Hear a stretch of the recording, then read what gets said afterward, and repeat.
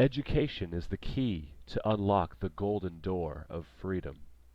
George Washington Carver. I love to think of nature as an unlimited broadcasting station through which God speaks to us every hour if we will only tune in.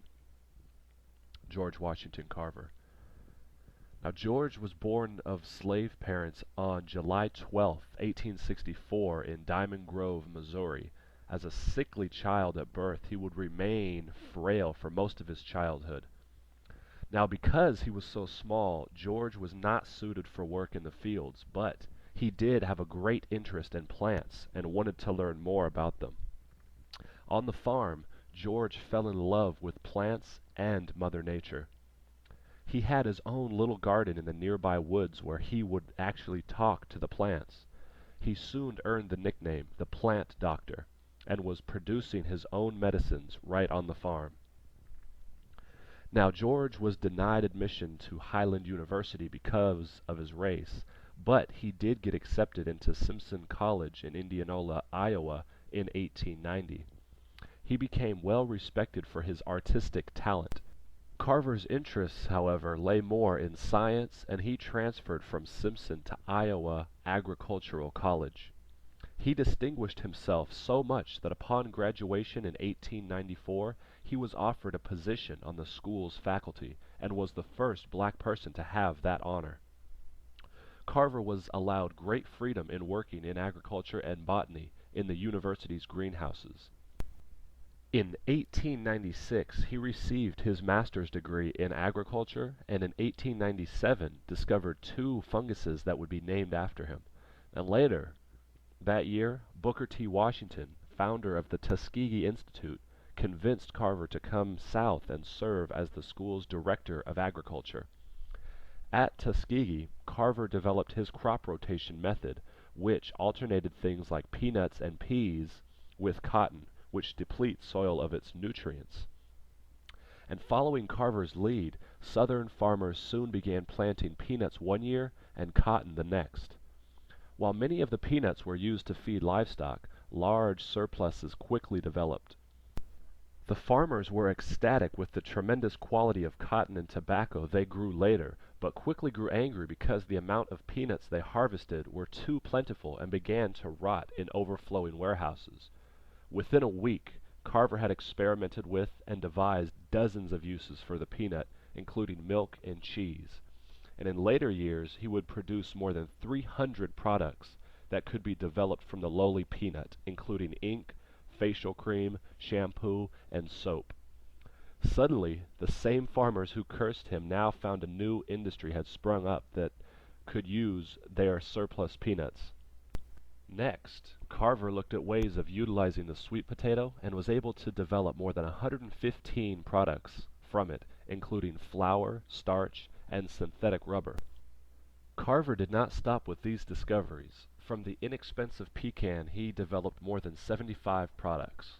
From discarded corn stalks, dozens of uses, and from common clays, he created dyes and paints. Suddenly, Carver's fame grew and grew until he was invited to speak before the United States Congress and was consulted by titans of industry and invention. Henry Ford, head of the Ford Motor Company, invited Carver to his Dearborn, Michigan plant, where the two devised a way to use goldenrod, a plant weed, to create synthetic rubber. Thomas Edison, the great inventor, was so enthusiastic about that he asked Carver to move to Orange Grove, New Jersey, to work at the Edison Laboratories at an annual salary of $100,000 per year and state-of-the-art facilities. However, George declined the generous offer, wanting to continue on at Tuskegee. He continued constantly working with peanuts, sweet potatoes, and pecans, trying to produce new products. He developed more than 300 products from the peanut, 175 from the sweet potato, and 60 from the pecan. He extracted blue, purple, and red pigments from the clay soil of Alabama. He researched the manufacture of synthetic marble from green wood shavings, rope from cornstalk fibers, and veneers from the palmetto root. during World War I, he worked to replace the textile dyes that were being imported from Europe. He ended up producing and replacing over 500 different shades. In 1927, he invented a process for producing paints and stains from soybeans. George Washington Carver was an incredible human being. He had such a connection with nature, and he attributes his success to God and to nature.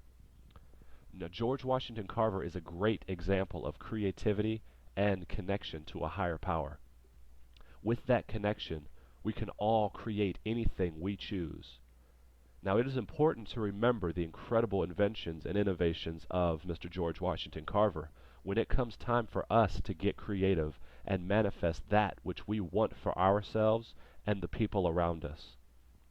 Now, George Washington Carver took his knowledge and used it to help Southern farmers get out of poverty and start to live a sustainable life. Now, I'd like to close with another quote from George Washington Carver. Since new developments are the products of a creative mind, we must therefore stimulate and encourage that type of mind in every way possible. Now, if you're looking for some creative ideas that will stimulate your mind, then you might want to check out theideaactivators.com. There, you'll find some really creative information that just might show you what you've been looking for when it comes to creativity and innovation.